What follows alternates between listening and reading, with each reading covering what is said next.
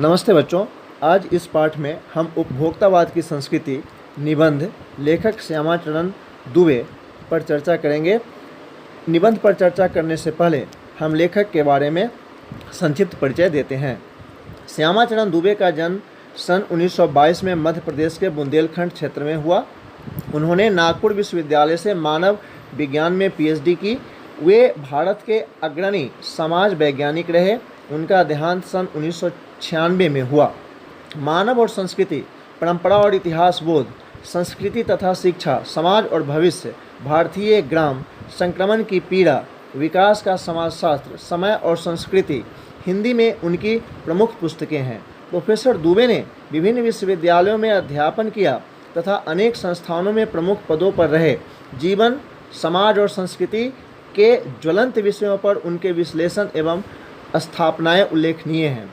भारत की जनजातियों और ग्रामीण समुदायों पर केंद्रित उनके लेखों ने बहुत समुदाय का ध्यान आकर्षित किया है।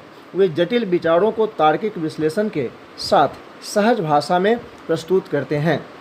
तो बच्चों, उपभोक्तावाद की संस्कृति निबंध में जो चर्चा है, आइए हम देखें कि लेखक हमसे क्या कहना चाहते हैं।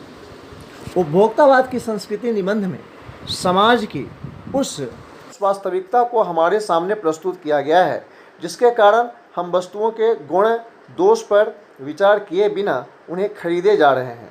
आज हम वस्तुओं को विज्ञापित गुणों से भ्रमित होकर तथा उनकी चमक दमक देखकर खरीदते हैं। आज संपन्न और अभिजात वर्ग द्वारा अपनाई जा रही जीवन शैली से प्रभावित होकर सामान्य मनुष्य उन्हें पाने का प्रयास करता है।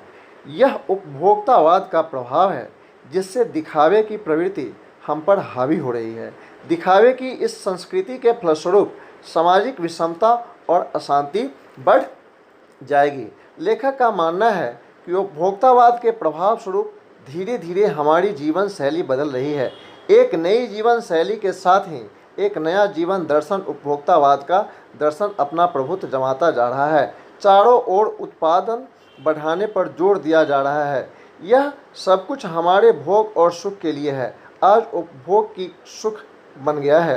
जाने अनजाने हमारा चरित्र भी प्रभावित हो रहा है और हम उत्पाद के वशीभूत होते जा रहे हैं। आज बाजार में हर ओर विलासिता की सामग्री हमें लुभा रही है। दैनिक उपयोग में आने वाली वस्तुओं में टूथपेस्ट को ही लेते हैं। सभी अलग अलग खूबियां बताकर उपभोक्ताओं को लुभाने पर तुले हैं। एक टूथपेस्ट दांतों को चमकाता है तो दूसरा दुर्गंध हटाता है और तीसरा पूर्ण सुरक्षा देता है। किसी का मैजिक फार्मूला है तो कोई ऋषि मुनियों द्वारा स्वीकृत है। पेस्ट के साथ ब्रश भी अच्छा होना चाहिए, माउथ वॉश भी चाहिए। इनकी सूची लंबी होने के साथ साथ इनका बिल भी बढ़ता है। लोग उन्हीं वस्तुओं को खरीदना पसंद करते हैं जिनका अधिकाधिक विज्ञापनों द्वारा प्रचार प्रसार किया जाता है। टूथब्रश या सौंदर्य प्रधान सभी विज्ञापन द्वारा अपनी गुणवत्ता बताते हैं और हम उसके शिकार हो जाते हैं।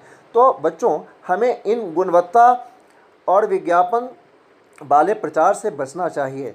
आगे देखिए, आज बाजार में अनेक प्रकार के साबुन उपलब्ध है। ये शरीर को साफ करने के साथ साथ खुशबू लाने का काम भी करते हैं।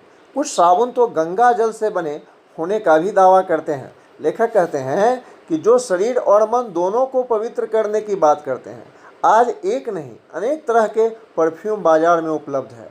आप सुनते होंगे क्या चल रहा है, तो फॉग चल रहा है। ये क्या है? ये सब लुभाने का एक साधन है और यह भी कह रहा है कि शरीर को तरोताज़ा रखते हैं। सौंदर्य प्रसाधनों की ऐसी होड़ लगी है कि संभ्रांत महिलाओं की ड्रेसिंग टेबल पर 30-40 हज़ार की सामग्री एकत्र हो जाती है। इस मामले में पुरुष भी पीछे नहीं रहे। पहले उनका काम साबुन और तेल से चल जाता था, अब तो इस सूची में दर्जन 2 दर्जन चीज़ें और जुड़ गई हैं। पुरुषों की सुंदरता बढ़ाने वाले अलग उत्पाद आ गए हैं।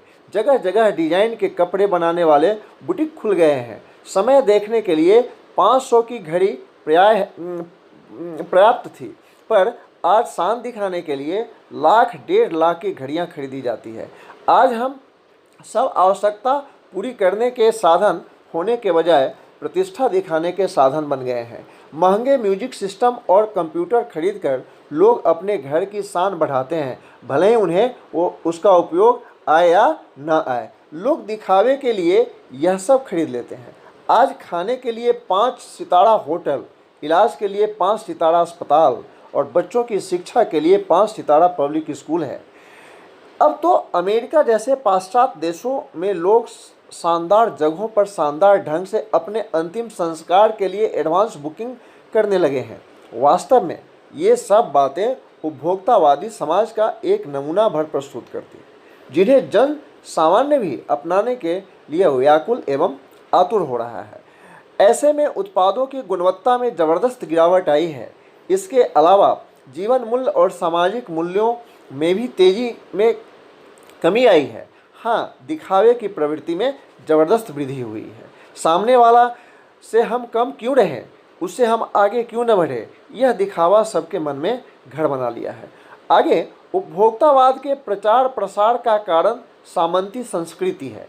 सामंती संस्कृति के तत्व भारत में पहले भी रहे हैं, पर आज सामंत बदल गए हैं। हमारी संस्कृति परंपराओं का अवमूल्यन, आस्थाओं का क्षरण हुआ है। हम बौद्धिक दासता के शिकार होकर पश्चिमी संस्कृति का अंधा अनुकरण कर रहे हैं। हमारी संस्कृति अस्मिता कमजोर पड़ती जा रही है। हम दिग्भ्रमित हो रहे हैं। समाज अनिर्देशित हो रहा है। विज्ञापन और प्रचार प्रसार की शक्तियां हमें अपने वश में कर रही है। इस सांस्कृतिक फैलाव का परिणाम गंभीर चिंता का विषय बन गया है। इससे हमारे संसाधनों का अपव्यय हो रहा है। जीवन की गुणवत्ता ने तो अंतर्राष्ट्रीय आलू के चिप्स और न ही बहुविज्ञापित शीतल पेय से सुधरती है। आधुनिक पिज़्ज़ा और बर्गर अंततः कूड़ा खाद्य ही है। कूड़ा खाद्य जिसे आप जंक फूड कहते हो, उसको कूड़ा खाद्य कहा जाता है। इन सबसे समाज में अमीर गरीब के बीच की दूरी बढ़ रही है। सामाजिक संस्कारों में कमी आ रही है और कई बीमारियां भी जन्म ले रही है। अब अक्सर देखते हैं पेट दर्द की बीमारी, सर दर्द की बीमारी, उल्टी ढगाड़ की बीमारी, किंतु हम पिज़्ज़ा और बर्गर अवश्य खाएंगे। आगे इससे आक्रोश और अशांति पनप रही है। विकास का विराट उद्देश्य नष्ट हो रहा है। मर्यादाएं टूट रही है तथा दैनिक मानदंड कमजोर पड़ रहे हैं। मनुष्य व्यक्ति केंद्रित हो रहा है। स्वार्थ परमार्थ पर भारी पड़ रहा है। भोग की आकांक्षाएं बढ़ती ही जा रही है। गांधी जी का कहना था, लेखक लिखते हैं कि गांधी जी का कहना था, हम अपनी बुनियाद पर कायम रहकर स्वस्थ सांस्कृतिक प्रभाव को अपनाएं। उपभोक्तावादी संस्कृति हमारी सामाजिक नींव को हिला रही है, जो भविष्य के लिए बड़ा खतरा है। बच्चों, हमें इन प्रवृत्तियों से बचना चाहिए। दिखावा का जीवन, छलावा का जीवन से बचना चाहिए।